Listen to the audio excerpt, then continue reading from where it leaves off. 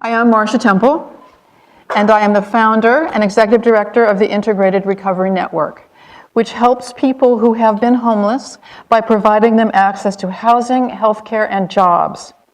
We recruit our clients, men and women, from Los Angeles County Jail, people who were homeless at time of arrest and would be again without intervention. Housing is our greatest challenge and my greatest frustration. Although I must tell you that I've put myself on a frustration diet.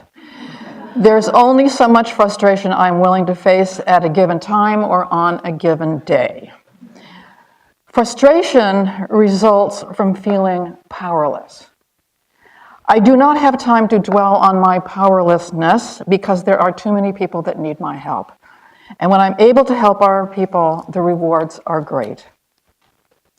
When people achieve the objectives they have set out for themselves, they are proud and happy, and their smiles are beautiful to see, especially because it took so much courage and fortitude for them to overcome their personal traumas and create success for themselves on their own terms. Here are some examples. Nicholas came to us HIV positive and very close to hopelessness. But Nicholas has an indomitable spirit and love of beauty. The housing we found for Nicholas had a garage. Nicholas used the spare space to create beautiful floral designs. His love of flowers drew him to the Rose Parade last year, where he worked on the design and execution of one of the floats. Nicholas has now become independent.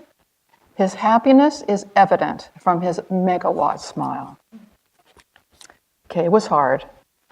She was already on Social Security disability when she came to us due to years of extreme depression. She had very low self-esteem, to the extent that when she soiled her pants, she lacked the wherewithal to change them. I'm aware of this because when she was between residents, I took her home, gave her a bed in our guest room, washed her clothes. We've never discussed the mess she was sitting in. Then she moved into a new housing location and came to our office frequently for psychotherapy. Recently, she had the opportunity to participate in a training to become a peer advocate.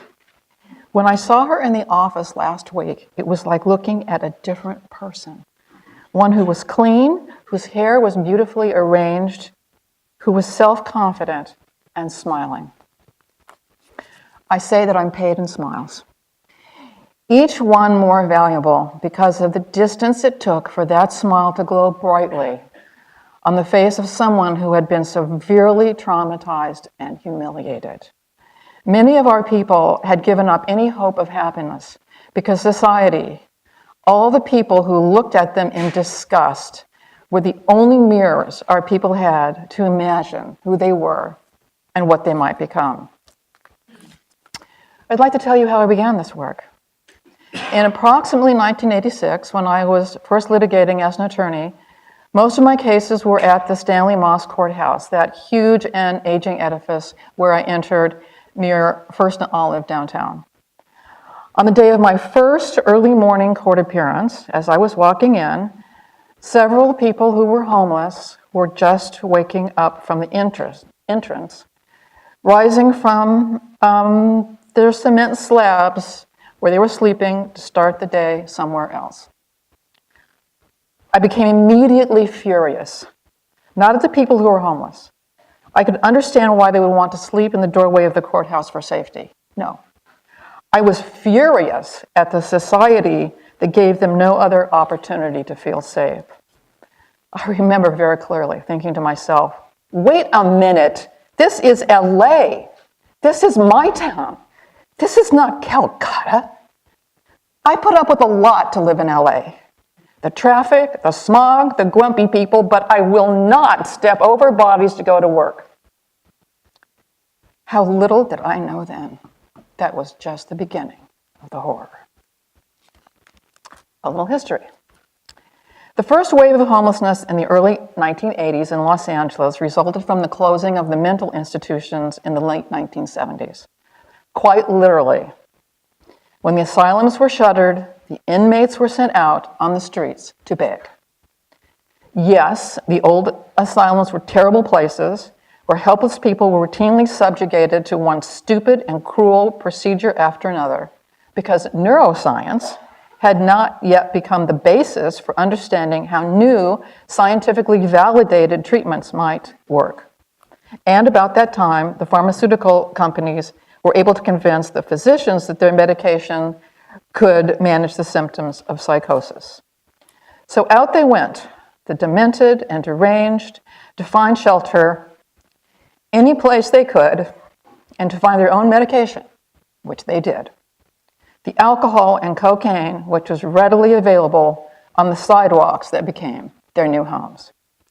With this form of self-medication, even if some inmates hadn't been psychotic when they left the asylums, their symptoms flared, they became addicted, and rather than finding themselves de-institutionalized, they became trans-institutionalized from asylum to jail. Flash forward about 30 years to present time. According to the most recent LAHSA homeless count, about 30% of the unsheltered people in the county of Los Angeles self-report as having mental illness, while about 40% report that they are addicted. Until recently, the twin drivers of homelessness were mass incarceration and the foster care system, which are intrinsically linked. For every custodial parent who becomes incarcerated, at least one child will enter the foster care system. The statistics for young people leaving foster care are terrifying. 50% of the young people will become homeless and justice involved by the time they're 21. And around 70% of these young people will be victims of human trafficking. But now, the fastest growing cohort of people experiencing homelessness are seniors. People who have Social Security and savings, but whose nest egg cannot absorb another rent increase. These seniors, who may have worked throughout their adult life, now find themselves competing for space on the sidewalk with those who are mentally disabled addicts. What then, therefore, is to be done? Let's dive right into my area of crisis frustration, and that is housing. Some may disagree. My position is, now that we are 30 years past the closure of the mental institutions, we do not need to build permanent supportive housing for people with mental disabilities for two reasons. First, an ever-shrinking percentage of people experiencing homelessness are incurably disabled. People with mental disabilities can and do sufficiently recovered to work at a job they chose and become fully integrated into society. I see this every day that I'm in the office. Secondly, neighbors are refusing to have these permanent supportive housing facilities built in their neighborhoods. Thus, permanent supportive housing has become unrealistically slow in dealing with our current crisis of homelessness. And permanent supportive housing falsely assumes that just because a person was homeless at one time in their life, that person must spend the rest of his or her life in a special facility removed for 1 minute. Okay, what we need is affordable housing. Molly will talk about that. Why do I do the work that I do? Because I can. And because I can, I have to. The cost of doing nothing is too high. The cost of doing nothing robs us of our humanity. And as I've said, this is LA.